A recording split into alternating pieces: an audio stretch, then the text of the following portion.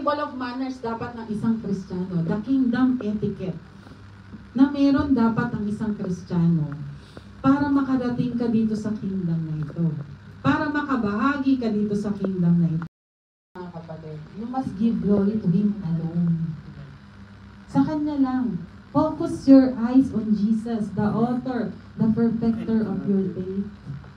Kahit may nakikita kang katitisuran sa church, kahit may nakakainis na member sa church, kahit buisit na buisit ka na, Amen. magpatuloy ka pa rin, kapatid. Tapikin mo yung katabi mo at ourselves, di ba?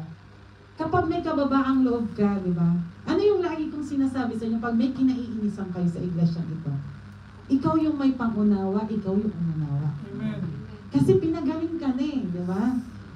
Alam mo na yung reason, bakit paulit-ulit na may sakit si kapatid? Offer love and hospitality, mga kapatid.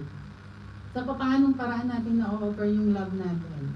Kung palaging may pride tayo, ba't ko tutulungan yan? Di ba? Bakit ko tutulungan yan? Di ba? Di ba ganun tayo minsan? Bakit kailangan ko siyang tulungan? Bakit kailangan ko siyang mahalin? Bakit kailangan ko siyang i-welcome? Sabi ng Luke 14:13, invite the poor, the crippled, and the lame. Sabi ng teaching ni John Wesley, we as Methodists, di ba? We believe in the teachings also of John Wesley. That is also biblical. Di ba? Hindi siya nagtuturo, mga kapatid din, ng hindi biblical. Everything, it's all biblical. And we as Methodists, we believe from it, mga kapatid. That tayo, natutunan natin last week, ano yung grace na natutunan natin through the life of John Wesley din. I preach it dito sa mga kapatid natin sa KSA. Tayo as Methodists, we believe in the prevenient grace, the justifying grace. Diba? The grace of God. That once we were sinner also. But because of the love and grace of God, His compassion sa bawat isa sa atin, we receive this salvation. Faithfulness, sabi doon.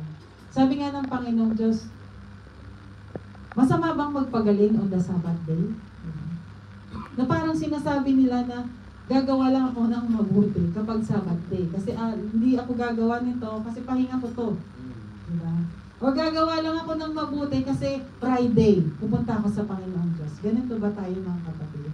Ang sabi dito, healing on the Sabbath. Ito, it shows compassion in action.